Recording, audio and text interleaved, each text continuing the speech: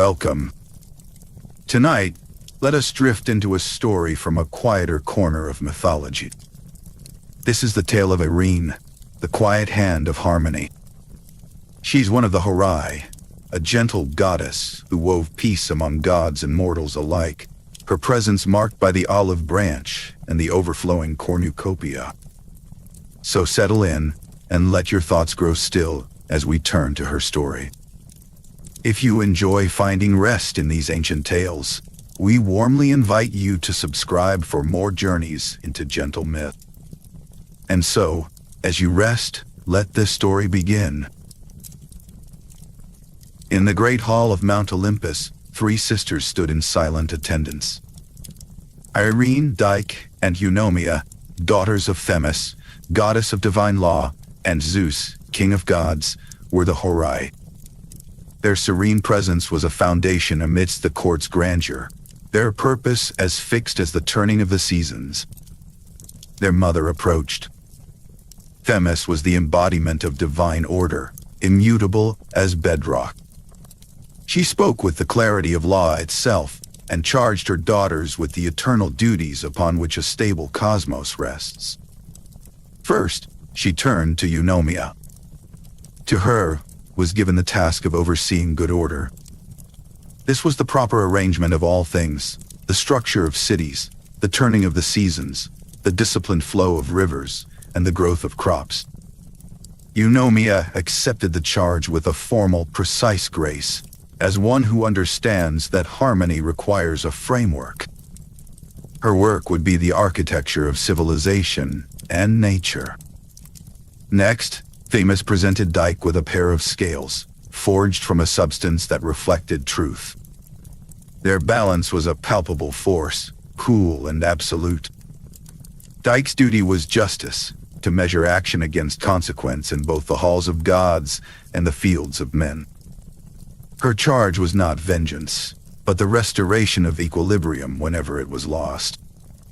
She held the scales, feeling their weight settle into her nature as a solemn promise. Finally, Themis turned to Eirene. Her charge was different. She was not to structure or to measure, but to cultivate. Her duty was peace and the nurturing of the quiet spaces between conflicts. It was the gentle persuasion that turns wrath aside, the subtle influence that makes abundance possible, the calm that settles after a storm has passed. The purpose settled upon Eirene not as a burden, but as a profound and watchful stillness. She accepted it with a simple, deep nod, feeling it become the core of her being. From his distant, luminous throne, Zeus acknowledged them. His voice held the foundational power of a mountain, affirming their roles as the pillars of his reign. Law, justice, and peace were the three legs upon which his orderly rule stood. He granted them sanction to walk both Olympus and the mortal world below, to weave their principles into existence. Among the gods, Athena, goddess of wisdom, inclined her head in respect, while Hera, the queen, observed with an understanding of the strength in such quiet foundations. Themis then explained the interdependence of their works. Eunomia's good order created the necessary framework, the laws and the seasons, within which life could unfold. Dike's justice ensured that within that framework, actions met their rightful ends, preventing the decay of unfairness. And within the space cleared by order and guarded by justice, Themis said, her voice calm and certain, Eirene's peace can take root. It is the fruit of your combined labor. Harmony is not a default state, but a nurtured one. It requires all three of you to attend to it. Eirene absorbed this truth fully. She felt no surge of passion, but a deep, resonant certainty. Her work would be in whispers and suggestions, in the gentle guiding of a chance event or the softening of a heart. The weight of it was the weight of a deep, still lake, immense, patient, and clear. Together, the three sisters descended from the luminous heights of Olympus. Their transition was gentle, like dawn replacing night. The silent, perfect light of the divine realm gave way to the textured sunlight of the mortal world. Sounds became distinct, the rustle of leaves, the lowing of cattle, the wind over stone. The air carried the sense of damp earth, wild thyme, and hearth smoke. They stood together upon a hillside, observing the land in its rough balance. It was a tapestry of contrasts. They saw a village where children's laughter rang out, and a nearby field still scarred by the marks of a recent dispute. They saw a forest in deep humming harmony, and a valley where tension hung in the air like a coming mist. Each sister perceived the world through the lens of her new duty. Eunomia saw structures and flows, Dike saw balances and debts, and Eirene felt the subtle pulls of concord and discord. Her newly attuned senses felt a specific snag in the fabric of the day. Near a rocky outcrop, two shepherds stood by a small spring where their flocks had mingled. One man gestured angrily, accusing the other of letting his goats muddy the water. The other reddened, his hands clenching at his sides. Their words grew sharp, their postures rigid. The conflict was a spark, dry grass ready to catch. Eirene did not move to stand between them. She did not speak aloud to reason with them. She observed the tightness in their shoulders and the heat in their faces, the way their anger fed only upon itself and the perceived slight. With a thought as soft as a breath, she turned her attention. A single lamb had strayed from the flock. Eirene did not move its feet, but gently guided its perception. The lamb suddenly noticed a particularly sweet patch of clover just beyond the two men. It bleated and trotted toward the clover, passing directly between the shepherds. The innocent, unexpected movement broke the building tension. One shepherd's angry words caught in his throat, and he instead laughed, shaking his head at the lamb's insistence. The other, his anger interrupted, let out a weary sigh and turned to call his own sheep. The moment passed. The spark died, unfed. The men went back to tending their flocks, the quarrel forgotten as quickly as it had arisen. Calm, ordinary afternoon resumed. On the ridge above, Dike and Eunomia had observed their sister's first intervention. Dike offered a slight, approving nod. The balance had been preserved without the need for her scales to weigh a grievance. Eunomia's expression softened with understanding. The social order of the hillside had been maintained without fracture. The three sisters shared a silent look. No words were needed. In that glance was a wordless acknowledgement of their separate yet inseparable work. Eirene felt the truth of her mother's lesson settle within her, solid and quiet. Having understood her charge, Eirene began her quiet watch over the world. Her first thread of harmony, subtle as the path of a lamb, was now woven into its vast and waiting tapestry. Eirene walked alone through a mortal grove, her sisters having moved to their own tasks elsewhere in the wide world. The air was thick, not with summer heat alone, but with a sharp tension she felt as a pressure at the edge of her awareness, like a gathering storm. It was a quarrel simmering on a disputed border between two villages that shared a hillside. Their anger was a knot, tangled and tightening. She did not move towards it to demand or to judge. Instead, she drifted closer as the sun began its slow decline, her steps as silent as the growth of moss on stone. She came to a clearing's edge and paused. Beyond a low ridge, the sound of men's voices rose, harsh and overlapping. They argued over a spring, the sole source of water in the dry season.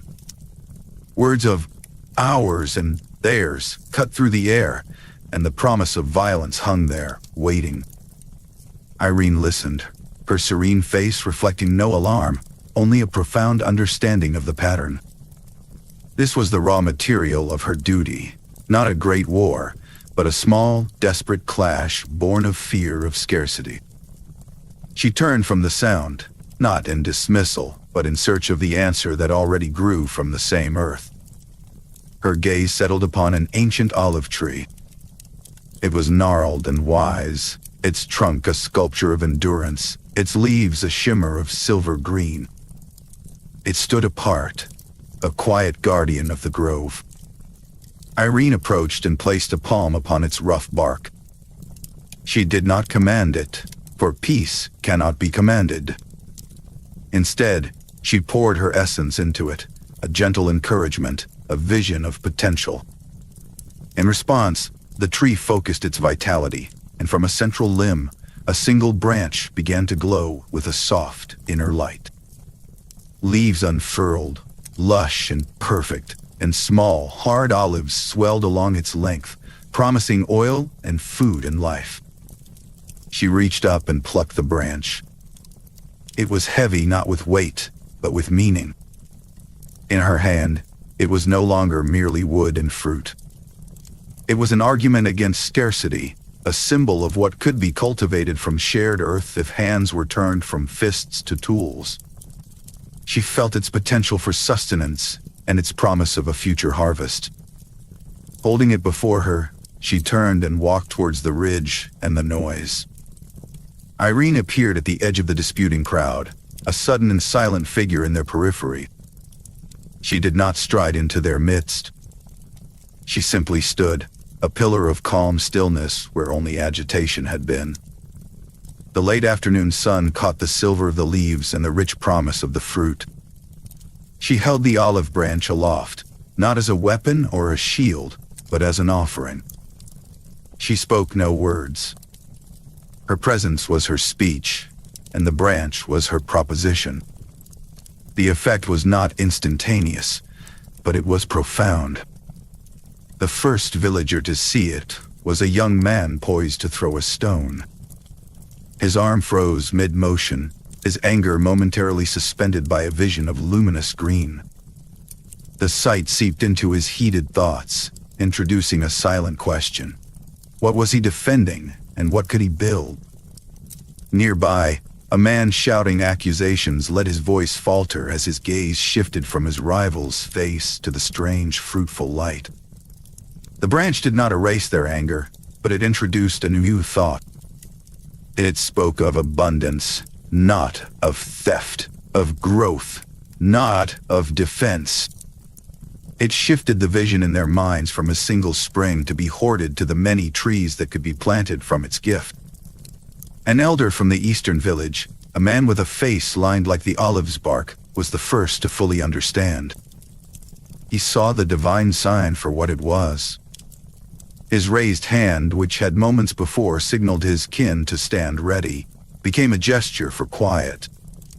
"Enough," he said, his voice rough but firm.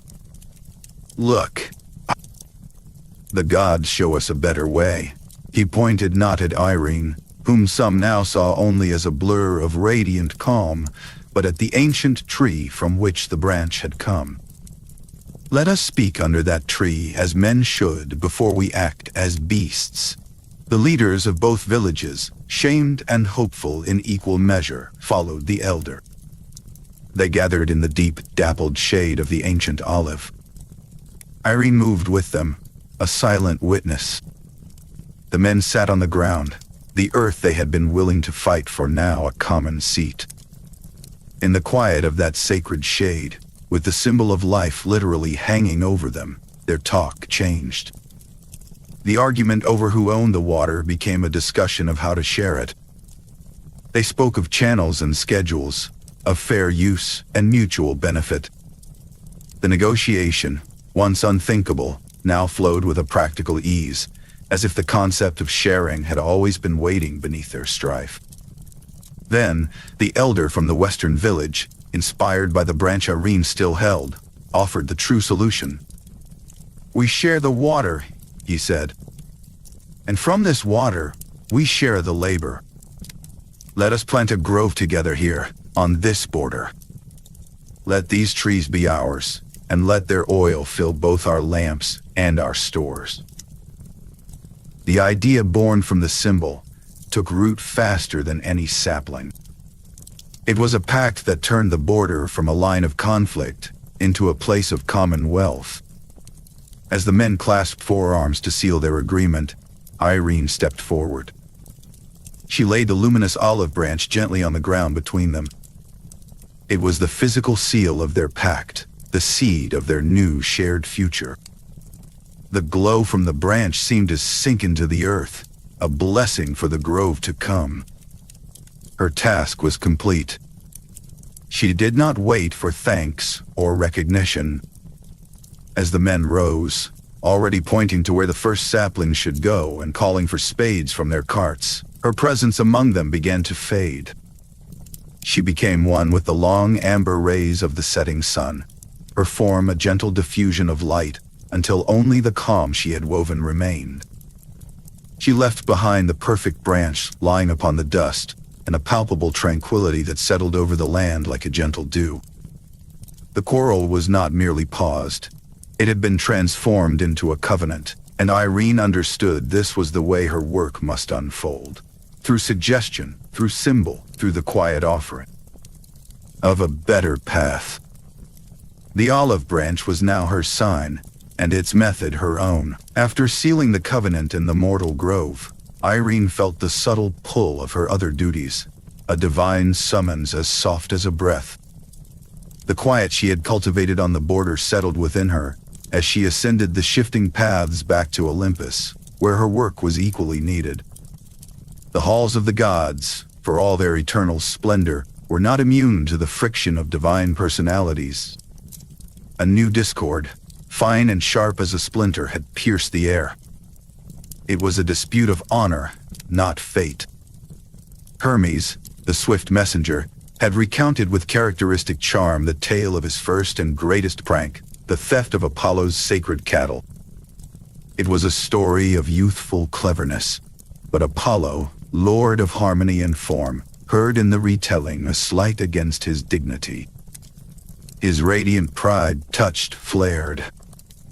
Hermes, with silver-tongued innocence, professed he had only shared a memory of their first meeting.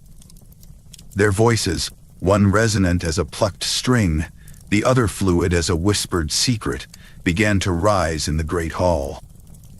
The sound was a crackle in the ambient harmony, a vibration that dimmed the light around them and made other divinities shift in their seats. Eirene observed from her quiet place near her mother Themis, who stood immutable as a pillar of law.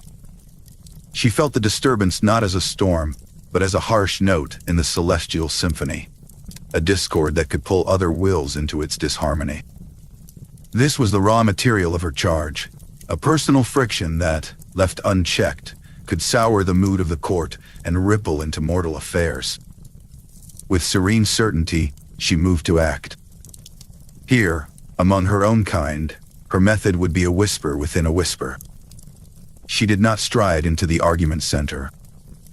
She approached Apollo first, her stillness a contrast to his vibrant, agitated light. She stood beside him, aligning with his perspective. She did not speak of the slight or of Hermes. She spoke of harmony itself. In a voice as gentle as a distant melody, she reminded him of the perfect music that flows when all elements are in accord, of the symphony born from disciplined order. She reflected his own love of aesthetic perfection back to him, letting him see the discord as an obstacle to the artistry he embodied. Apollo's blazing aura softened from a hot, defensive gold to a warmer, contemplative glow, his attention turning inward to the music being lost. Then Eirene turned to find Hermes. He was not where the argument had been, for he was a creature of motion, already pacing a balcony that overlooked the mortal world. A smirk played on his lips, his mind weaving a dozen clever retorts. She did not chastise his mischief. She appealed to the ingenuity that defined him. She acknowledged his talent for finding paths where others saw walls, for turning obstacles into opportunities. A feud, she suggested, was a simple, brute force affair beneath his inventive spirit. Why not channel this rivalry into a creation that would benefit all? A playful contest of music and wit, where his cleverness could craft riddles and poetic repartee, and Apollo's artistry could be celebrated in return. Hermes' eyes, which had glittered with competitive zeal, now sparkled with the pleasure of a novel puzzle. From his throne, Zeus observed these quiet movements. His stormy brow, which had darkened at the petty quarrel, now lifted in interest. He saw Eirene not command, but gently redirect the flows of divine temperament. He saw her working as Themis's daughter ought to work, not with the thunderbolt but with an understanding of inherent natures, guiding them back toward harmonious expression. His heavy gaze followed her as she next facilitated a meeting. She suggested the neutral ground of a secluded garden terrace, where the air was perfumed with night-blooming jasmine, and the first stars pierced the lavender dusk. Eirene led the two gods to this tranquil space. She then said little, becoming a presence of calm, a still pool in which their agitated reflections could settle. She stood between them, a silent anchor. The faint, opposing auras of Apollo's gold and Hermes' silver shimmered, but their jagged edges had softened into blending hues.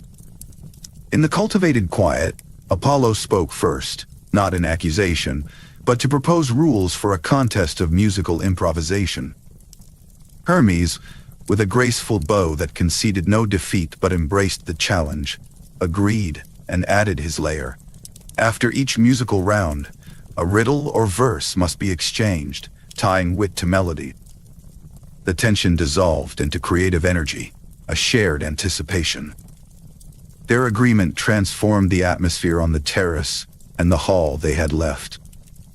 The crackle of unease became a hum of curiosity. Apollo and Hermes departed not as adversaries, but as contestants in a game of their own devising, their rivalry now a catalyst for artistry. Later, the sound of Apollo's lyre, more brilliant than ever, intertwined with Hermes' laughter and clever verses through the halls of Olympus. The other gods gathered, their restlessness forgotten, drawn by the spectacle of harmonious competition. Light, genuine laughter returned. As the music flowed, Zeus caught Eirene's eye from across the hall. He did not smile, for his expressions were vast and slow, but he gave a single weighted nod of approval. It was an acknowledgement more potent than praise.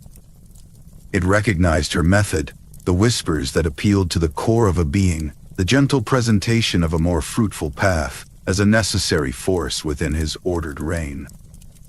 Her technique had proven effective even here. She had not ended a conflict by force, but had cultivated the conditions for it to transform, strengthening the communal fabric. She accepted his nod with a serene inclination of her head, her work done, her presence receding into the watchful background. The restored harmony settled over Olympus like a quiet exhale. It was a gentle proof that her ways, first tested on mortal anger, could also soothe the quarrels of gods. Her purpose was universal. With this knowledge resting softly within her, she turned her watchful gaze back toward the mortal world, where the work of cultivation was never finished, and where new seeds of discord and peace were always taking root. From the celestial calm of Olympus, Eirene descended to a mortal kingdom where peace was raw and fragile, a silence after a short, sharp war. The fields lay fallow, the earth churned and barren. The people moved through their villages with a hollowness behind their eyes, their bodies hungry and their spirits wounded by betrayal. She walked among them, a quiet counterweight to the despair, feeling the absence of trust like a cold wind. She perceived the clear handiwork of her sisters in the new order struggling to be born. Dike's justice had been served. The unjust king, whose avarice had sparked the conflict, was deposed, his tyranny ended by a revolt of those he had oppressed. Now, in a smoke-stained hall, Eunomia's work had begun as elders debated procedures, forming a council to establish good order. This was the necessary framework, the bones of a just society. But Eirene's charge was different. Her task was to nurture the fragile space this justice and order had created. The people needed more than fair laws. They needed to believe in the future enough to plant a seed in earth they feared was cursed, and to share a crust with a neighbor they still saw as a rival. For peace to become prosperous, it required a symbol of potential abundance, a vessel for hope. To find such a symbol, Eirene left the wounded villages and journeyed into the deep wilderness where the primordial world slept. She sought a relic of a gentler nurture, the horn of the goat Amalthea, who had suckled the infant Zeus, a token of divine provision from a time before strife. Her search led her through silent ancient forests to a hidden grove, where the horn lay cradled in the roots of a great oak. It was large and gracefully curved, its surface smooth and warm, holding the echo of endless bounty. Eirene knelt and did not simply take it. She held the horn open to the world and gathered not things, but their pure essence. From the dew on spider webs at dawn, she collected the promise of renewal. From the last seeds clutched in the beaks of wintering birds, she gathered the idea of future grain. From the hidden nectar of dormant flowers, she took the potential for sweetness. She poured this concentrated potential into the horn until it hummed with a soft internal light, becoming the Cornucopia, the horn of plenty. Cradling the gleaming horn, Eirene returned to the recovering kingdom as a misty dawn paled the sky. She appeared at the edge of the communal square where the new council met, a presence like a dawn mist that clarified rather than obscured, a gentle pressure towards goodwill. Without speech, she lifted the cornucopia and tilted its mouth toward the earth at their feet. What spilled out was not food, but a soft, radiant light that flowed like liquid across the cobblestones, seeping into the ground and the very air. It was the knowledge of cultivation and the will to cooperate. The elders felt their minds clear of old suspicions, filling instead with practical visions of shared plow teams, of irrigation ditches that would cross old boundary lines to water all fields. Equally, the inspiration spread like the dawn light. A farmer named Lycos, who had guarded his last handful of barley seed like gold, felt a sudden, quiet certainty. He walked to the plot of his neighbor, a man whose son had fought for the other side. Wordlessly, Lycos opened his palm, revealing the seeds. His neighbor, after a long moment, nodded and fetched his own meager store. They mixed the seeds together in a single clay bowl, an act more binding than any oath. Across the village, similar scenes unfolded as the compulsion to share, not hoard, took gentle hold. Witnessing this grassroots shift, the council convened with galvanized purpose. They passed laws to give structure to the new spirit. Trade routes were declared sacred and protected. A communal granary was decreed to be built by shared labor for shared benefit. Most importantly, they established that water from the single vital river would be apportioned by need, not power. Eirene watched this flurry of benevolent activity. Her symbol had served its purpose as a catalyst. She placed the cornucopia gently in the center of the square, where it remained, a tangible object of warm gold, a permanent reminder. Then she departed, for the mortal hands must now do the labor. The season turned. The shared seeds were sown in fields plowed by yoked-together oxen. Spring rains fell on earth no longer clenched in distrust. When the time of harvest arrived, the yield was a revelation. Grain grew so thick and heavy the stalks bent low. Vines sagged with clusters of grapes. The communal storehouse could not contain the abundance.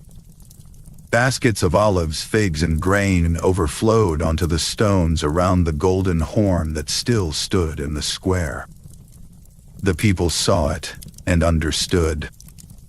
Its gift was not a single magical provision, but the nurturing of the conditions where prosperity could grow from peace. The cornucopia became her second symbol, representing the flourishing that is the true fruit of sustained harmony. Her work there complete, Eirene felt the subtle pull of her duty elsewhere, toward the grim edges of the world where the gates of war stood open, and where her unique labor of closure would soon be required. The warmth of the Cornucopia's promise still lingered around Eirene when a new summons came, not from a place, but from a feeling.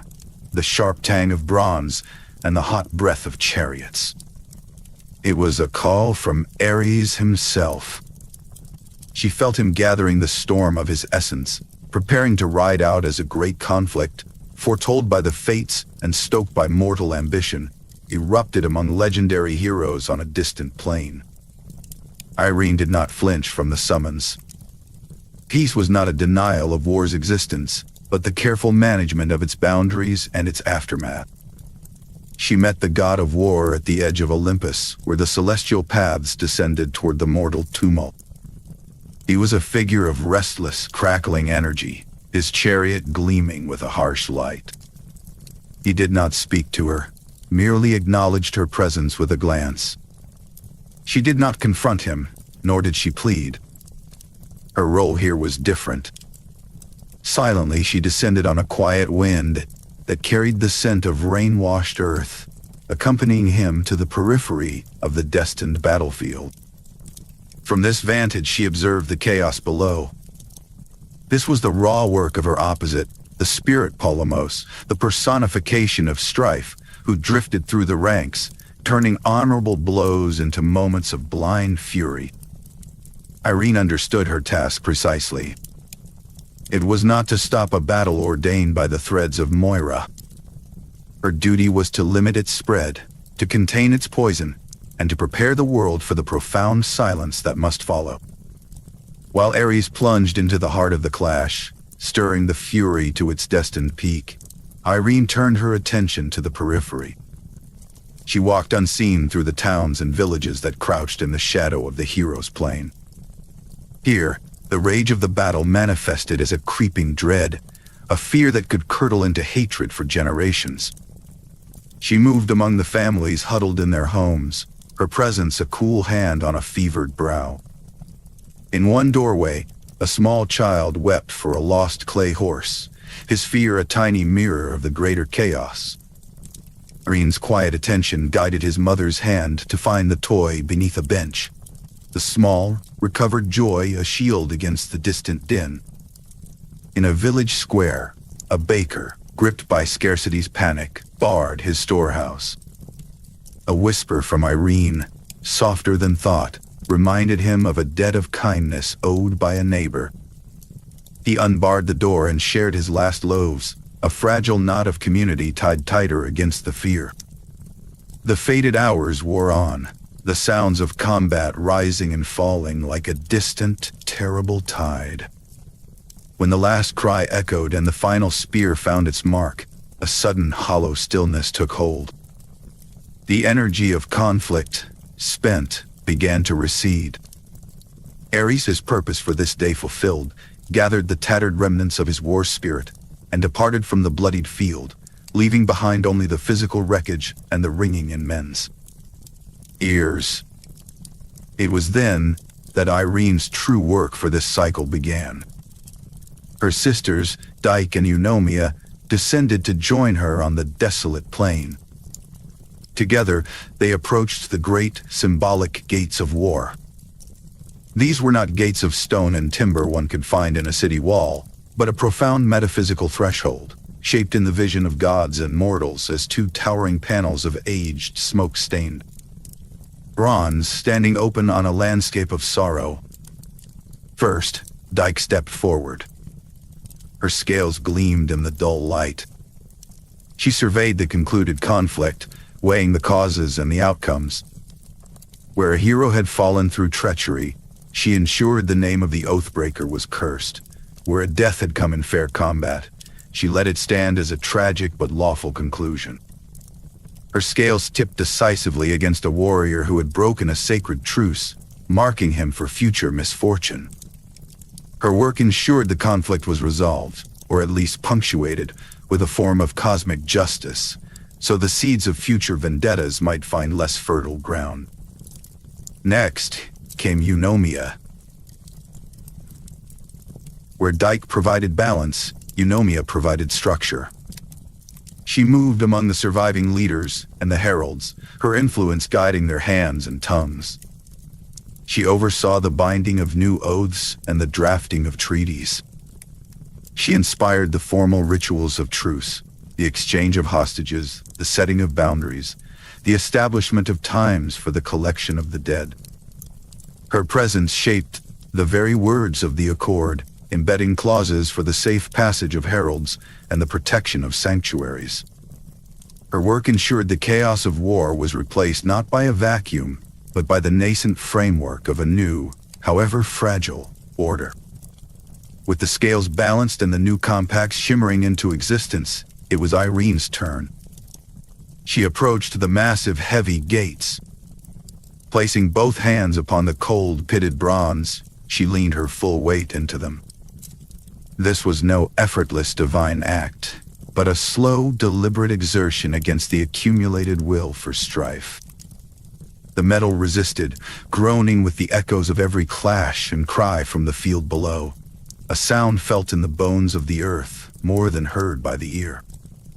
Inch by inch, with a final resonating thud that shook the dust from the ground, she pushed the gates of war shut. A silence fell then, deeper and more profound than the mere absence of noise that had followed the battle. It was a calm that actively pressed upon the world, a blanket of stillness that allowed the first bird to tentatively call from a distant copse. The fiery blood-orange sunset on the horizon began to cool into dusk, the colors softening to deep violet and ash gray over the smoldering earth. Her final act was one of tender mercy for the land itself. From a fold in her robe, Eirene drew a handful of small dark poppy seeds. She walked slowly across the scarred plain, scattering them with a gentle, sweeping motion. Where they touched the churned soil, they held the promise of sleep, of forgetting, of a blanket of scarlet flowers that would one day wave over the memory of this place. They were a blessing of oblivion for the ground, so that beneath that future scarlet haze, the earth could heal, could dream of grass and grain once more, undisturbed by the ghosts of metal. Her cyclical duty was complete, a solemn reminder that peace was not a passive state, but an active, watchful force that must always stand ready at the threshold. As the first stars pricked the violet sky, she felt the turning of a greater cycle, one of seasons and growth, and knew her next task awaited, not in the aftermath of rage, but in the guidance of Horai. Nature's own harmonious rhythm, with the gates of war closed and the scarred plain granted its healing sleep, Eirene felt the pull of a greater perpetual rhythm. Her work was not only in the aftermath of strife, but in sustaining the eternal cycle that made strife an aberration. The quiet tug from her sisters drew her away from the mortal edge. Dike and Eunomia were already ascending, their recent duties complete. Together, the three Horai rose to the celestial axis, the silent pivot around which all seasons turned. At the axis of the world, a place of swirling, formless potential, they gathered for their most ancient charge. Here, the raw essence of time and growth mingled, awaiting the touch of their powers to take coherent shape. They stood facing one another in the star-strewn quiet, a prelude to the symphony only they could conduct. Eunomia stepped forward first. Her task was to bring order to the dissolution left by winter's end. She extended her hands, not to command, but to direct. She guided the chaotic meltwaters into their ordained channels, carving streams and rivers with a thought. She awakened the sleeping patterns of growth, compelling sap to rise in its proper sequence, and the stirring soil to follow a structured map. Where there had been cold entropy, Eunomia imposed the framework of becoming. As her work concluded, the celestial light shifted to a clarifying brightness. The world obeyed, knitting itself into the orderly tapestry of spring. With the first green shoots piercing the earth, Dike took her place. Her scales of burnished bronze appeared, their pans gleaming with impartial light. Her role was to arbitrate the terms of creation. She weighed the strengthening sun against the nourishing rain, ensuring a fair distribution so no land was parched or drowned. She measured the lengthening day against the deepening night, allotting time for labor and for rest. Her gaze ensured the warmth nurtured without scorching, and the storms cleansed without vengeance. Under her watchful fairness, growth became a balanced flourishing, not a wild scramble. The world progressed from the promise of spring into the full, vibrant potential of high summer. Then, at the zenith of the sun's journey, Eirene's turn came. Her sisters had laid the essential foundations: order for the fields, justice for the climate. Now her presence was required to nurture the fragile peace that allowed the harvest to ripen. She descended from the celestial axis into the mortal world, walking through seas of grain that rustled with a slow, contented sigh. Her passage was the stillness that settled over the land. Where clouds of locusts gathered, a chattering strife upon the wind, her presence softened their singular hunger, scattering them into harmless drifts. She met searing gusts that longed to scorch the kernels and turned them with a breath into cooling breezes that carried the scent of ripening fruit. Her work extended to the mortals laboring in the fields. In one sun-baked expanse, she observed tension between two families over a boundary stone shifted by winter rains. Eirene's stillness touched them. One man, feeling an unaccountable calm, looked up from his frustration to see his neighbor's child struggling with a heavy bundle. He moved to help without a thought. The simple act shifted the mood. The boundary was remembered, then mutually agreed upon with a shrug. Under her watch, the harvest became a collective rhythm of scythe and song, where minor strife was set aside for the common vital task. With the grain gathered and the granaries sealed, the three sisters reunited in the celestial sphere. Together, they guided the world into the rich embrace of autumn.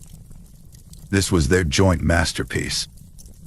Eunomia's order was evident in the neatly stacked stores and the accounted jars of oil. Dike's justice was visible in the fair division of the bounty in the village square. And Eirene's peace was the profound, satisfied quiet that filled the larders in the hearts of the people, a lack of want that rendered envy mute. The overflowing cornucopia of the season was the tangible fruit of sustained harmony. Finally, as the last leaves fell and a crispness entered the air, the Horai prepared the world for winter's rest. This too was a sacred peace, a necessary, quiet peace. Eunomia directed the slowing of processes and the settling of accounts. Dike ensured the coming dormancy was a fair blanket overall, the frost settling impartially on palace and hut alike. And Eirene nurtured this deep hush, a silence that was not emptiness but fullness in repose. It was a time for tales by the hearth and for dreams untroubled by conflict, a peace of recovery where the land gathered strength in stillness. Their celestial rotation complete, the three goddesses returned to the quiet halls of Olympus. They did not speak of their labors, for their work was as eternal as breath. Zeus, from his throne, observed their return. His stormy gaze held a glint of solemn approval for a world entering its period of rest smoothly. The tapestry of the year was woven once more, each thread, order, justice, peace, indispensable to the whole. As the sisters resumed their silent watch, the deep interdependence of their roles was cemented in the turning of the earth itself, a silent and eternal symphony where Eirene's quiet labor found its purpose in every movement of the cycle. Below, in a city square, a lawgiver looked at the sky, feeling the shift, and turned his mind to the work of codifying this natural harmony into mortal law. As the quiet of winter settled over the land, the cycles of harvest gave way to the long labor of shaping a city. In a new palace, built on a rocky hill overlooking a fertile plain, a man named Draco sat alone in his chamber. He was a lawgiver, chosen for his wisdom and his distance from the old families whose rivalries threatened the young city. His task was to draft a code, a set of rules to bind the citizens together and prevent the ancient blight of blood feuds from taking root. The memory of lives lost over spilled wine or a misplaced word weighed on him. He saw not order, but a tangled knot of honor, insult, and vengeance. In his need, he built a small altar of clean white stones and turned to the foundations of order itself. He prayed to Themis, goddess of divine law, and to her daughters, the Horai, who brought that law into the mortal world. His prayer was not for a verdict, but for the principles, the very structure, that could hold a society in balance. It was a quiet plea sent into the celestial stillness. On Olympus, the plea was heard. Eunomia, the sister of good order, felt the call first. She turned her attention to the struggling city, not to write the laws, but to inspire their architecture. Into the lawgiver's mind flowed visions of councils, groups chosen by lot, not by birth. He saw the clear separation of duties, one body to propose, another to judge, a third to administer. The structure took shape in his thoughts, a framework to channel disputes away from the street and into a room for discussion. He wrote of public archives and fixed procedures, so no man could claim ignorance. This was Eunomia's gift, the bones of civic harmony. Next, Dike, the sister of justice, added her essence. Where Draco had seen only punishment, scales now appeared in his mind's eye. The concept of balance entered the code. The punishment must fit the wrong, she whispered through the veil between mortal and divine. A stolen sheep was not answered with a life. A wound was compensated by a payment measured to its severity. Compensation, restitution, calibrated penalty.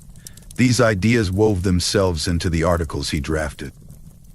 Justice was not blind rage, but a careful weighing, and its presence would make the laws feel fair. Eirene's influence was the subtlest of the three. While her sisters built the structure and ensured its fairness, her role was to fill the spaces they created with the possibility of peace. She stood beside the lawgiver's chair, a presence of serene stillness. He felt a quiet conviction that a law should not only punish, but also heal. Guided by this feeling, he began to write clauses for reconciliation. He outlined a process where disputing parties, before any judgment was passed, must meet with a neutral elder to seek an accord. Further, as he wrote of festivals for the gods, Eirene breathed a deeper purpose into them. The idea came to him fully formed. During the great games and sacred rites, all hostilities within the city must cease. A sacred truce would be proclaimed, an armistice enforced by piety itself. For the duration of the festival, no arrests for old debts could be made, and no insults could be answered with violence. This was a law of opportunity, a regular, guaranteed space where peace could be practiced and remembered. Exhausted by the long night of work, Draco slept. In his dreams, he saw a woman of quiet majesty. She held no sword, but a branch of olive laden with ripe fruit. In her other hand was a scroll, the very code he had been drafting. She placed a seal upon it, not of wax, but of living green olive leaves that seemed to bind the parchment with growth rather than authority. She said no words, but her meaning was clear. These laws were a living thing, meant to foster life. He awoke with the dawn's first light, the final articles clear in his mind. He wrote of arbitration, of oaths of peace sworn before the council, of mediation before escalation. The day of proclamation arrived. The new laws were carved into a great stone stele and raised in the heart of the agora. As the first rays of the summer sun warmed the carved letters, the citizens gathered. The air was still and clear, heavy with solemn hope. Eirene was present, though unseen, standing near the stone as the people swore their oaths to uphold this new covenant. She listened as they vowed before the gods to lay down private grievances and seek the council's judgment. It was a moment of foundation, not of conquest. The test came swiftly. A young man from a family of herders insulted the son of a vineyard owner. In the old way, this would have spiraled. A challenge, a fight, a death, and a feud lasting generations. The young man's father, hand on his sword, marched to the vineyard's gate. But his wife, remembering the oath sworn in the agora, spoke to him. "Take it to the stone," she urged. The two families stood before the new council. Following the procedures inspired by Eunomia, they stated their cases. Guided by the principles of fairness instilled by Dike, the council listened to the history of slights. Then, invoking the clauses for reconciliation placed there by Eirene's quiet hand, the presiding elder spoke. "We see here not a crime, but a rupture. The law provides a bridge. They did not pronounce a winner. Instead, they brokered a peace. The herder's family would provide lambs for the vineyard's harvest feast. The vineyard owner's family would grant a right-of-way to a seasonal pasture. Oaths were exchanged, not of vengeance, but of mutual respect. A gift of wine and cheese sealed the agreement, transforming potential violence into a strengthened bond. The herder's father felt the anger in his chest dissolve, replaced by the relief of a path that did not lead to a grave. Eirene watched, unseen, as the families departed, their tension dissolved into the simple rhythm of shared life. With the turning of the day, she remained in the agora.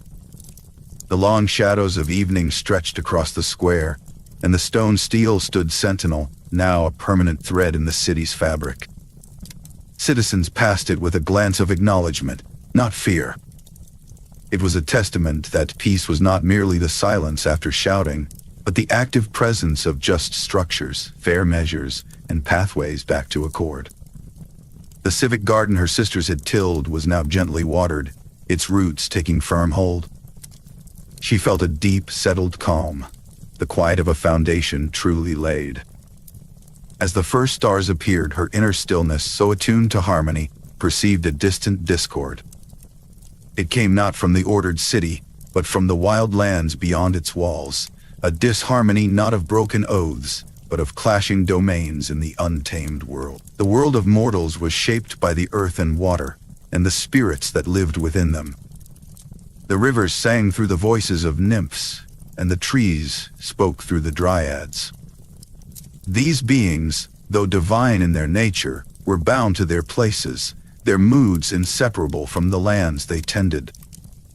They lived in a harmony that was often delicate, a balance maintained by unspoken ancient treaties. But sometimes, pride or a sudden shift could fracture that accord. In a forested valley where a silver river wound its way between ancient oaks, such a fracture occurred. A river nymph, whose name was a bubbling murmur of clear water, felt her domain was being choked. The roots of a great oak, tended by a dryad as steadfast as the tree itself, had grown thick and strong, reaching deep into the bank. The nymph saw this as an invasion, a greedy encroachment upon her flowing realm. In her anger, she pulled her essence back from the roots, withholding the vital moisture the great tree craved. The oak's leaves began to curl and dry at the edges. The dryad, feeling her sacred tree suffer, reacted with a defensive fury. She willed the roots to grow even thicker, to clench the soil tighter, to deliberately narrow the river's channel in that spot. The water, once free and clear, began to churn angrily against this new obstacle, backing up and spilling over its banks upstream. Downstream, the flow weakened, turning sluggish and shallow. The nymph's domain was now distorted, and the dryad's tree was parched. Their conflict, born of hurt, and misunderstanding began to ripple outward into the mortal world. In the valley downstream, farmers watched their irrigation channels run dry. Their crops thirsted under the sun, and their wells yielded only mud. One old farmer knelt in his field, his hand crumbling the dust where beans should have climbed, his quiet worry a discordant note in the valley's song. In the hills upstream, where the river now overflowed its constricted banks, pastures were flooded, threatening livestock and washing away simple homes. A shepherd stood on a muddy rise, watching the waters rise around a lamb that had strayed too close to the new, treacherous current. Mortals prayed to the gods of the rivers and forests, unaware that the disharmony was between the spirits themselves. They suffered from a quarrel they could not see, caught in the crossfire of wounded pride. The discord was a sharp note in the quiet tapestry Eirene watched. She felt the pull of disharmony, a tension in the natural order that gnawed at the edges of peace. She descended to the disputed riverbank, appearing not as a commanding goddess, but as a presence of calm stillness. She began not with commands or judgments, but by listening. Standing by the river, she heard the Nymphs' song, now a melody of frustration and grief. Placing her hand upon the bark of the oak, she heard the Dryad's silent, woody lament, a vibration of fear and defiance. From their songs and silences, Eirene understood the heart of the matter. The river nymph felt her sovereignty disregarded, her clear purpose muddied by the grasping roots. The Dryad felt her ancient home assaulted, its life stolen by a withheld blessing. Both were right in their feeling of violation, and both were wrong in their retaliations. Their actions, meant to protect, were destroying the very symbiosis that had long sustained them. Eirene led them away from the contested bank, up to a high ridge that overlooked the whole valley. From this vantage, the landscape revealed its truth. She showed the nymph how the river's course was defined and given beauty by the wooded banks that held it. She showed the Dryad how the tree's mighty height and deep roots were fed by the constant, gentle seep of water from the river's bed. Their domains were not separate kingdoms with borders, but a single, living body, the river, the veins, the forest, the flesh. With this vision shared, Eirene proposed a pact, not a command. The Dryad would guide her roots to weave through the soil in a way that stabilized the bank, preventing erosion and giving the river a clear, firm path. In return, the river nymph would allow her waters to seep willingly and gently into the earth around those same roots, nourishing the tree without force or obstruction. They would become guardians of each other, not adversaries. To mark this new agreement, to give it a living anchor, Eirene took from her own essence a single, perfect olive sapling. She planted it at the precise point where the river met the tree, at the confluence of their domains. The young tree was a symbol of peace, but also a practical promise. Its roots would drink from the river, its shade would cool the water, and it would belong to both spirits equally. It was a third thing, born of their reconciliation. The logic of symbiosis, presented without accusation and softened by Eirene's serene presence, dissolved the anger. The nymphs looked at the olive sapling, then at each other. The river nymphs saw not a thief in the roots, but a partner who gave the river its shape. The Dryad saw not a withholder in the waters, but a source of life she had taken for granted. Their hesitation melted into a shared understanding, a remembered harmony. They agreed. The river nymph released her withheld waters, and the flow returned to its clear, generous course. The Dryad relaxed her clenched roots, and the channel opened, allowing the water to pass freely once more. The change was immediate and profound. The murky, angry water cleared, becoming a mirror for the sky once again. The oak's parched leaves unfurled, drinking deeply, their dry rustle becoming a contented sigh. The river's song shifted from a grievance to a contented murmur. With a natural order restored, the effects on the mortal world ceased. Downstream, the irrigation channels filled with clean, cold water. The crops drank and revived. Upstream, the floods receded, leaving fertile silt on the pastures. The villagers, unaware of the precise divine mediation, simply thanked the gods for the restored balance. They felt the harmony return to their valley as a tangible blessing, a quiet gift they did not need to name. Eirene watched for a moment from the ridge as the farmer touched a newly supple vine, and the shepherd guided his flock to fresh grass. Their relief was its own quiet prayer. She departed as she had come, leaving the young olive tree as a testament and a promise. Its roots would drink, its shade would cool, a living anchor for the restored harmony. The pact between the spirits was now rooted in the land itself, witnessed by the sapling that would grow as a testament to their shared guardianship.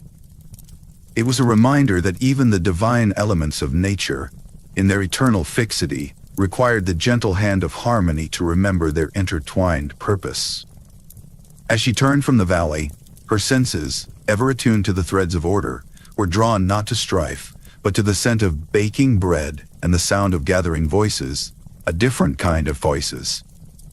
Summons, one of shared abundance. The pact between river nymph and dryad had brought a profound tranquility to the valley. As Eirene moved on, her path led to a region of rolling hills where the harvest had been exceptionally bountiful.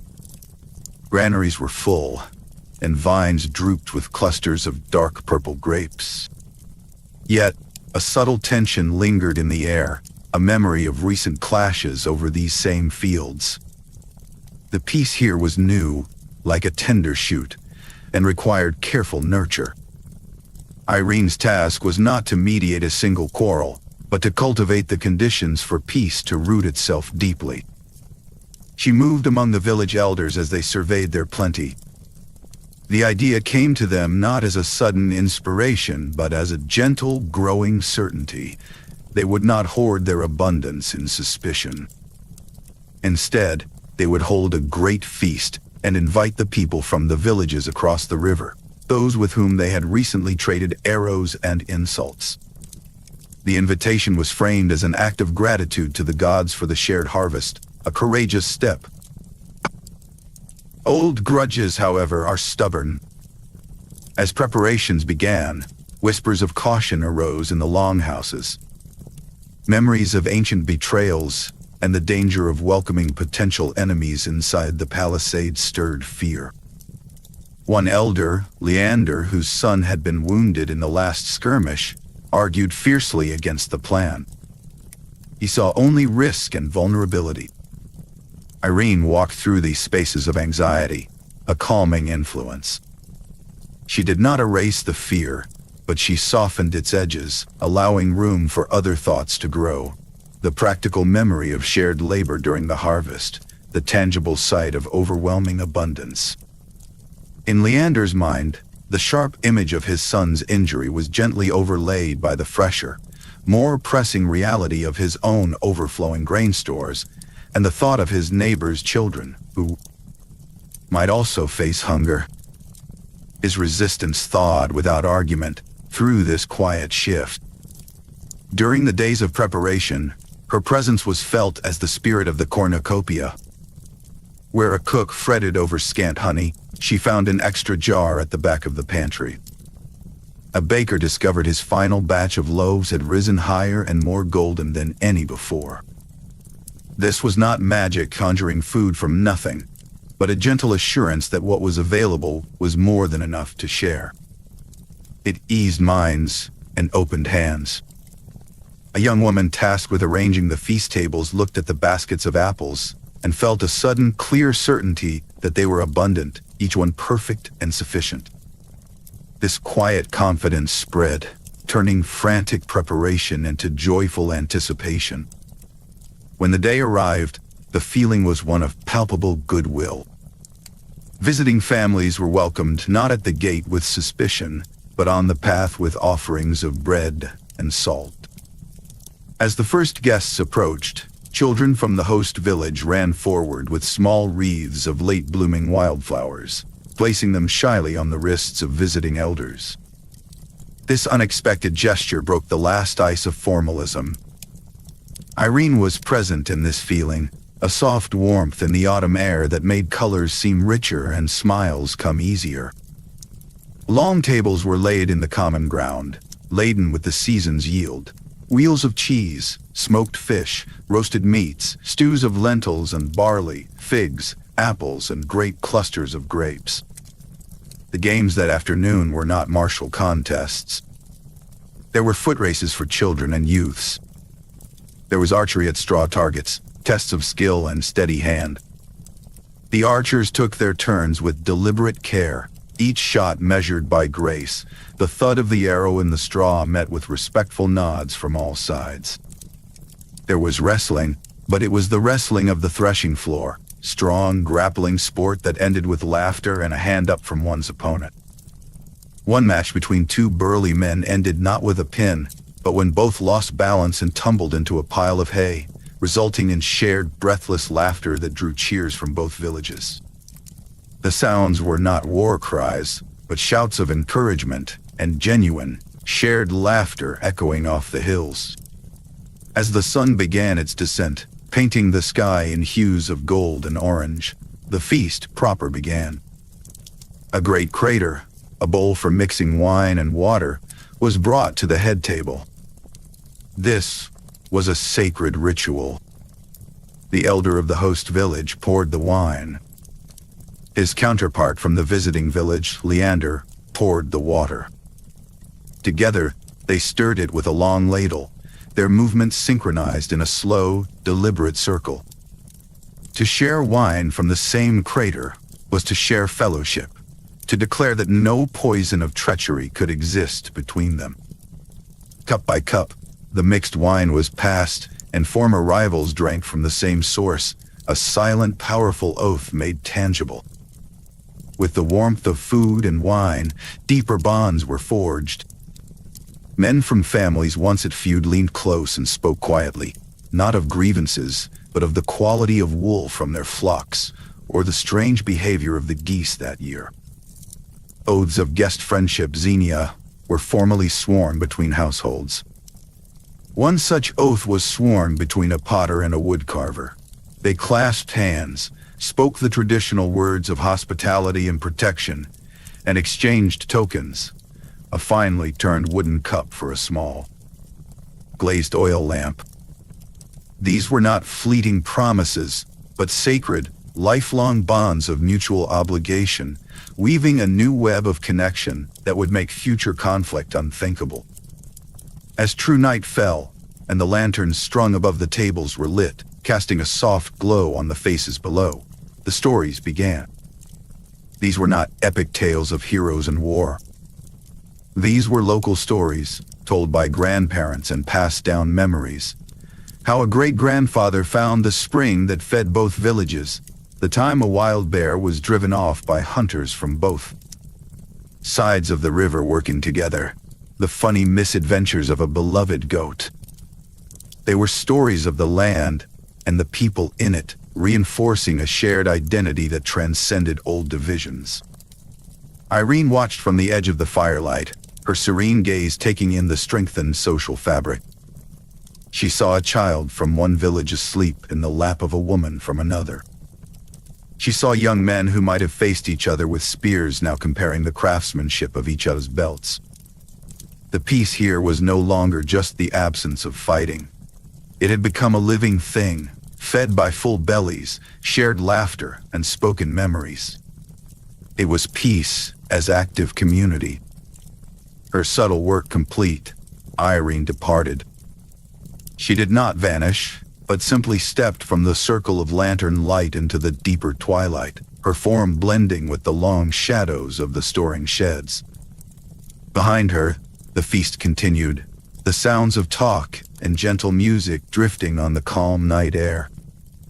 She moved on, carrying the certainty that this peace, nurtured in shared abundance, would hold firm through the coming winter.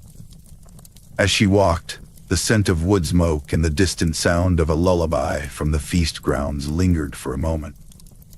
Then, from far beyond the hills, a faint, familiar tremor touched her senses. Not the clamor of strife, but the focused, resonant hum of a shield being polished, a preparation for defense. It was a subtle summons, a different kind of work awaiting her gentle hand. Next station. A chapter. Number 9. Chapter. Title: The Feast of Togetherness. Word count 998. Summary: Eirene nurtures a fragile peace between recently warring villages by inspiring a communal harvest feast. She subtly calms fears, fosters a sense of abundance through the Cornucopia's spirit, and witnesses the strengthening of social bonds through shared food, games, the ritual of the crater, sworn oaths, of guest friendship and communal storytelling, last actions. Eirene departed from the feast, carrying the certainty that the nurtured peace would hold. As she walked, a faint, familiar tremor touched her senses, the resonant hum of a shield being polished, a preparation for defense, gently pulling her attention towards a different kind of work.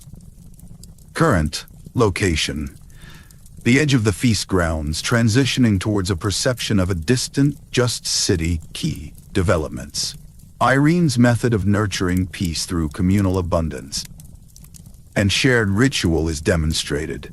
The transformation of individual fear, Leander's, through a subtle shift in perspective, not argument, reinforces her non-confrontational nature.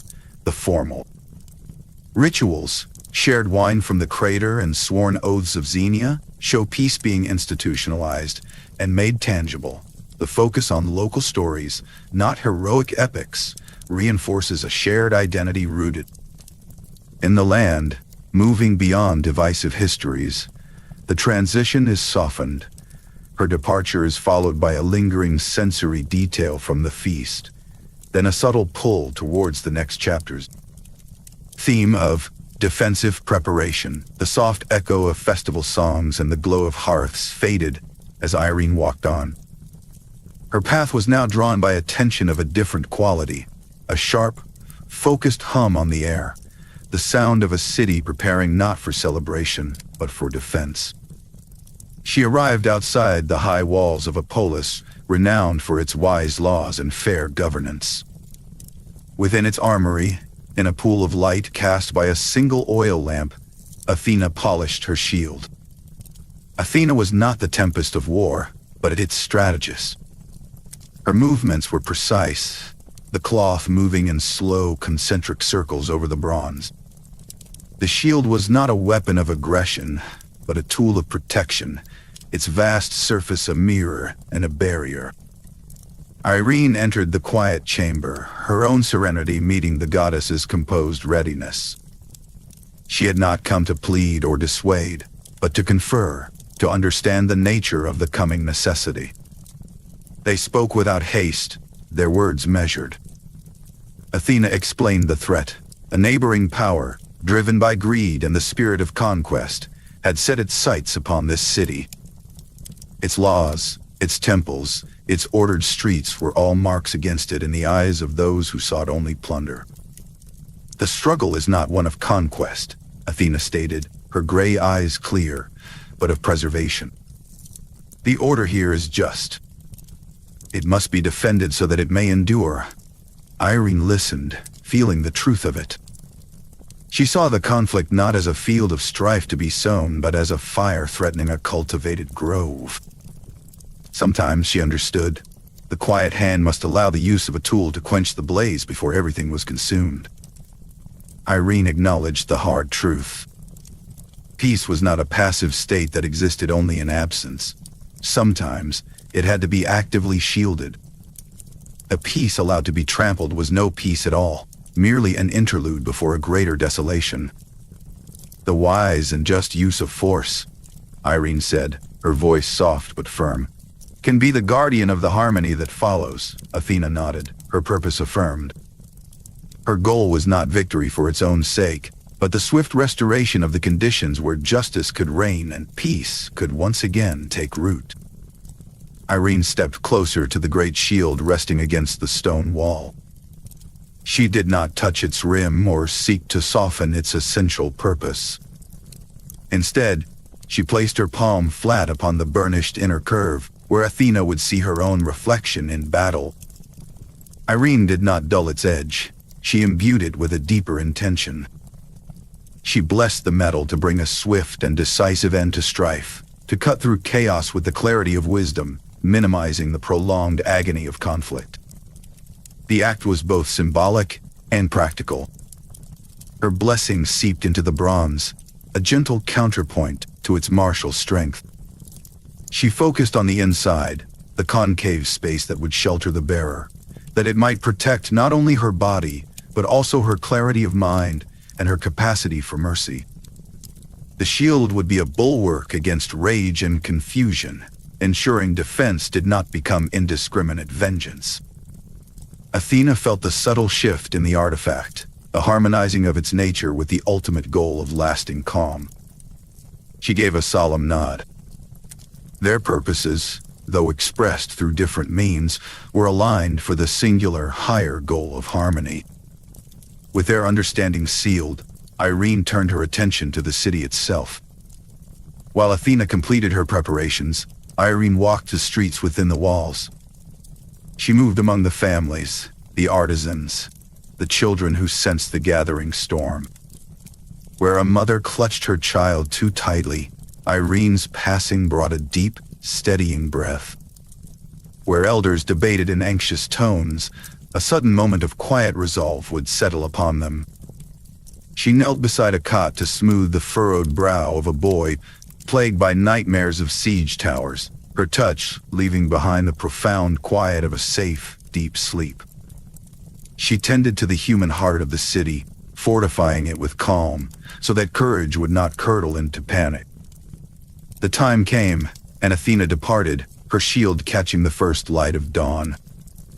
The sounds of conflict reached the city walls, the distant clash of bronze, the shouts, but beneath it, Eirene maintained her quiet watch, holding a space for the eventual silence. The battle was, as intended, decisive and sharp. When Athena returned, her aspect was stern but not exultant, the edge of her spear clean, her shield scarred but unbowed. Eirene met her at the gates. Without a word, she helped the goddess of wisdom lay down the heavy shield. The weight was lifted, set aside in a place of honor, a reminder of the cost of preservation. Together, the two goddesses then oversaw the true fruit of the defense. The leaders of the defeated force were brought forth, not in chains for humiliation, but under terms of parley. Under the gaze of both Eirene and Athena, a treaty was drafted and inscribed. Its clauses were shaped by Dike's sense of justice and Eunomia's principles of order, but its spirit was Eirene's. It stipulated defined borders, overseen by shared markers. It mandated reparations not of gold, but of shared labor to restore damaged farmlands, intertwining the fortunes of both peoples. It included an exchange of youthful hostages from noble families, not as prisoners, but as guests to be reared in each its courts, weaving future understanding into the fabric of the present peace. The treaty aimed not to seed future resentment, but to create a stable, interlocked foundation for a lasting calm. The signing was a quiet affair, the scratch of style on wax tablets louder than any speech.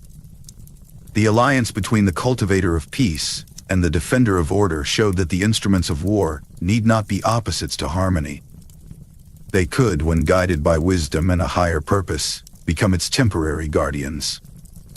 As Eirene departed the city, her thoughts were not on the shield now at rest, but on the countless, quieter works that lay ahead, the daily tending required to let the fragile treaty take root and grow into something unshakable. With the treaty sealed and the shield resting, Eirene turned her attention to the countless, unseen moments where peace is not made, but simply maintained. Her work was not in grand announcements, but in the quiet, daily rhythm of prevention and calming. To understand her true nature, one must follow her through a single day across the world, tracing the subtle threads she weaves into the tapestry of mortal and divine life. As the first light of dawn touched the sea, a fisherman on a rocky shore found his net tangled with that of another. Anger rose, a quick word ready to spark a feud over the catch. Eirene was there, not as a figure, but as a gentle suggestion. She turned the fisherman's gaze from the tangled mesh to the waters beyond, which shimmered with a sudden, promising abundance of silver scales. The man's clenched fist relaxed. He saw not scarcity but shared opportunity and called to his neighbor. Together they worked to free the nets, their combined effort yielding a catch so plentiful that neither could have managed it alone, and they parted with a promise to share the grounds again. In the morning, on a dusty road between two towns, a merchant weighed his goods.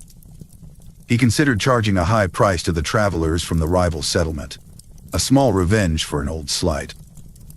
Eirene's influence was a whisper in his heart, a reminder of the long road and the value of a reputation for fairness. He instead offered a fair trade, even adding a small gift. The travelers, surprised by this generosity, reciprocated with news of a safe path ahead. A bond was strengthened, not by treaty, but by this single act of equitable exchange, and the road between the towns grew a little more friendly. In the late morning, within a sunlit farmhouse, a minor lar, the household spirit grew restless.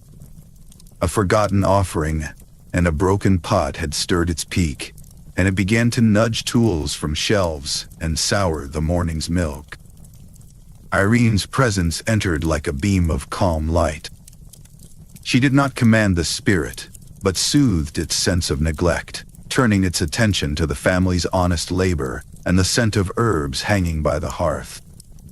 The lar's mischief ceased, replaced by a quiet watchfulness as order was restored to the home, proving that harmony must dwell even within the walls.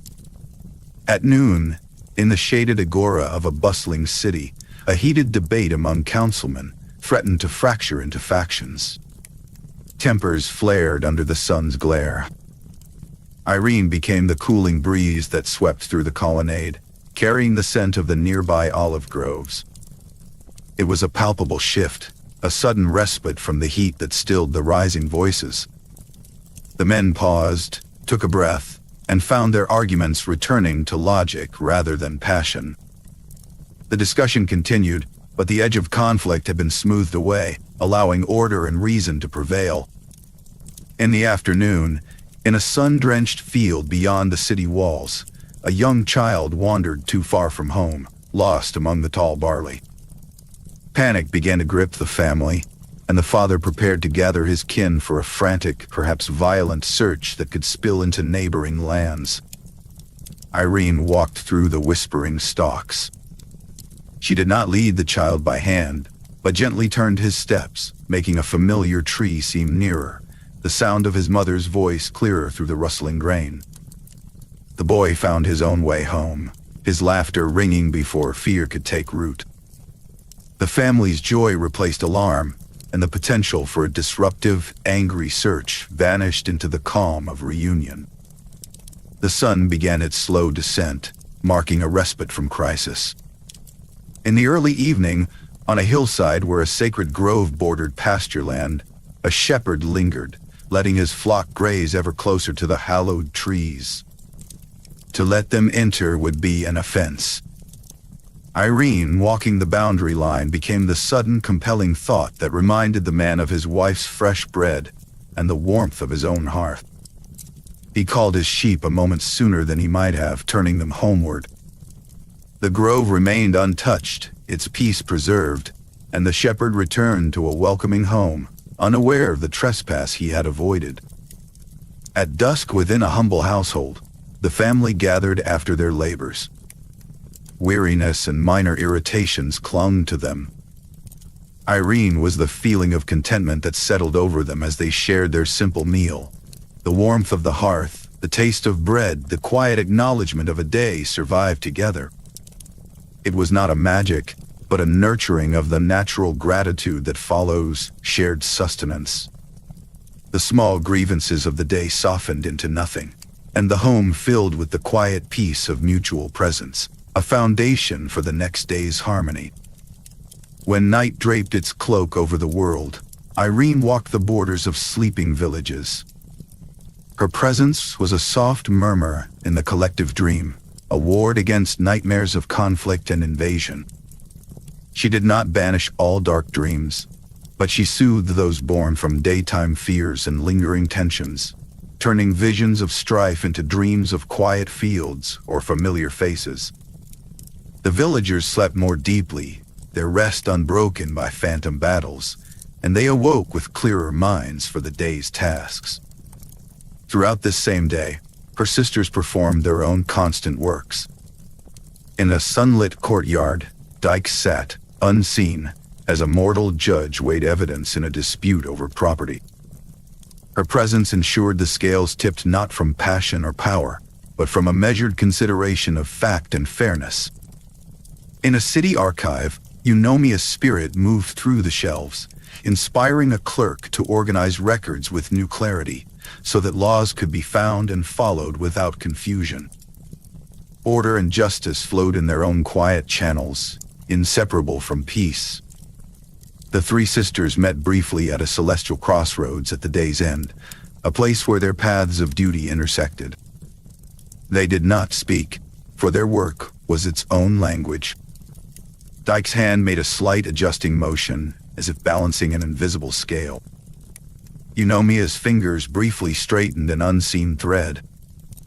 Eirene simply smiled, her expression the quiet space between actions.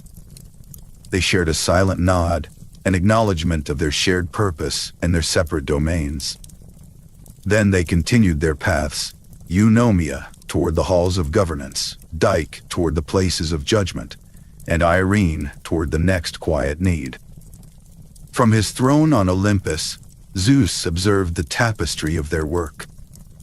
He saw not dramatic interventions, but the infinite subtle adjustments, the cooled temper, the fair price, the soothed spirit, the found child, the averted trespass, the deep sleep. The world, vast and complex, ran more smoothly because of it. The great wars and divine quarrels were the storms, but the daily, gentle labor of the Horai was the steady climate that made life between those storms possible. Eirene's work, therefore, was this quiet constancy.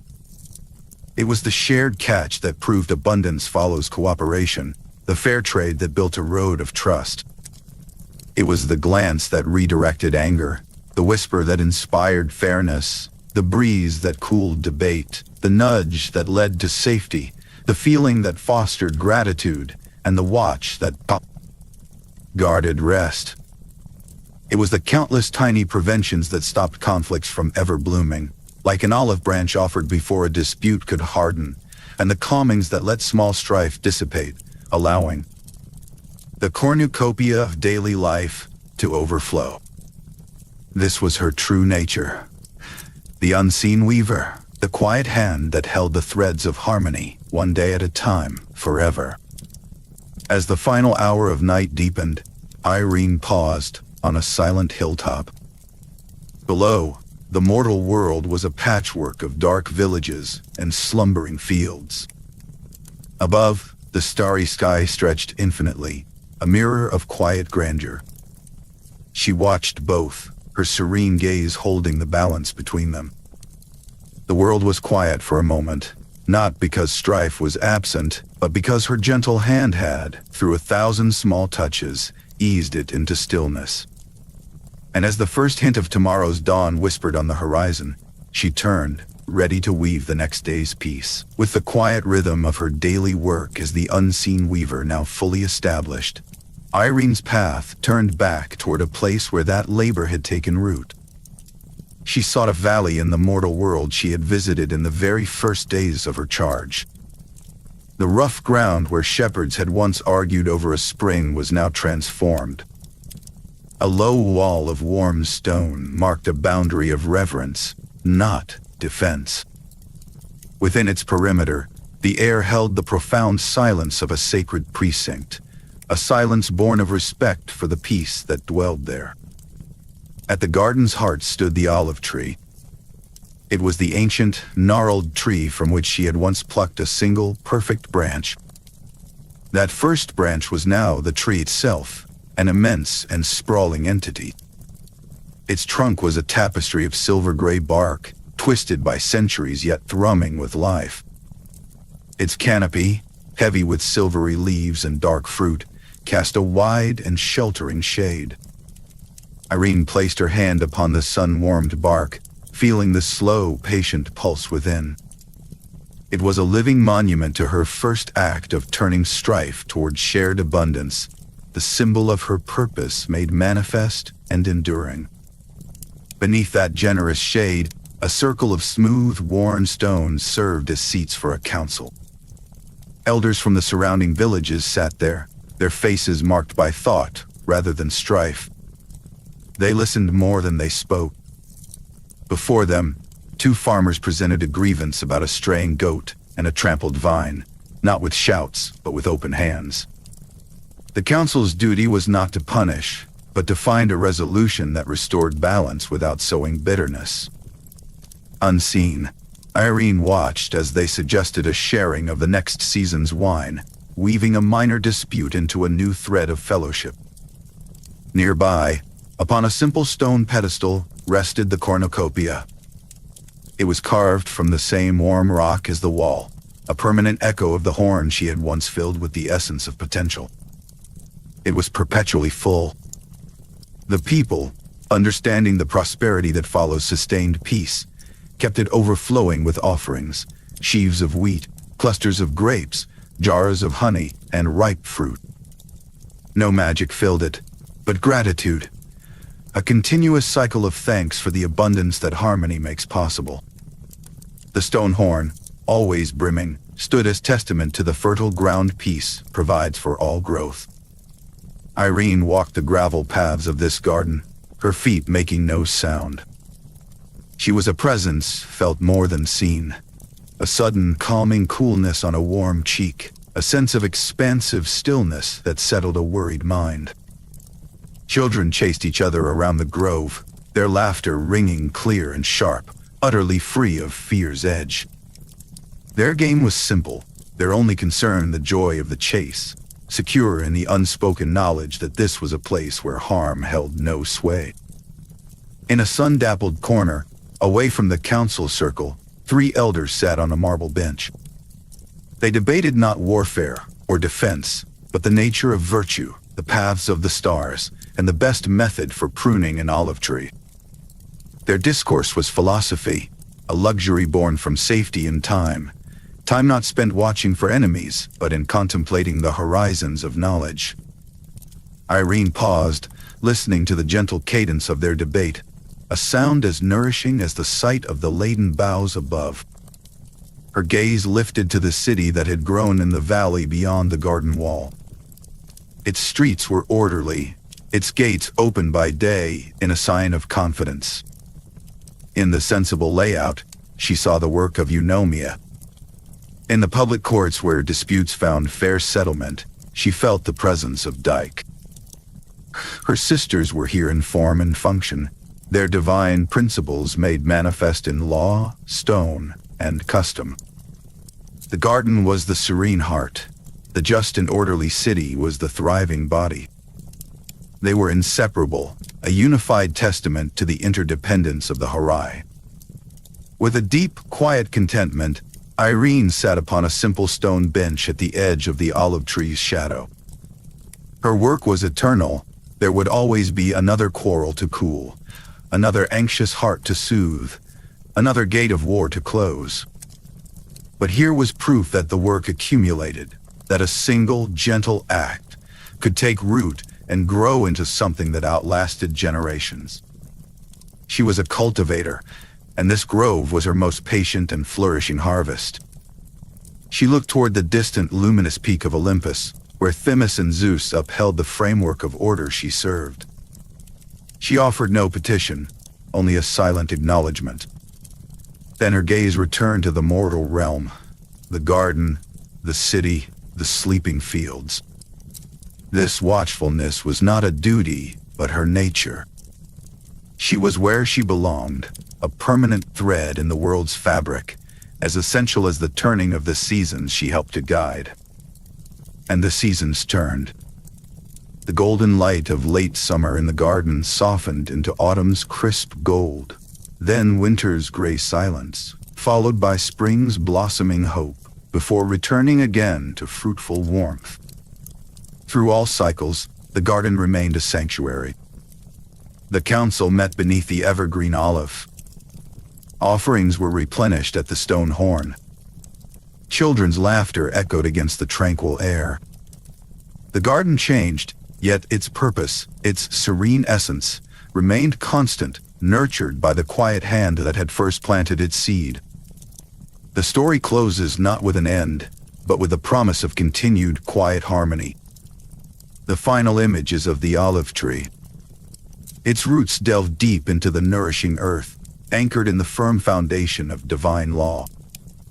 Its branches, heavy with the peace of ages, offer eternal shade, a shelter not just from the sun, but from the storms of the heart. And, in its enduring presence, in the silent watchfulness that pervades the grove, Eirene remains, the quiet hand of harmony, weaving her peace forever.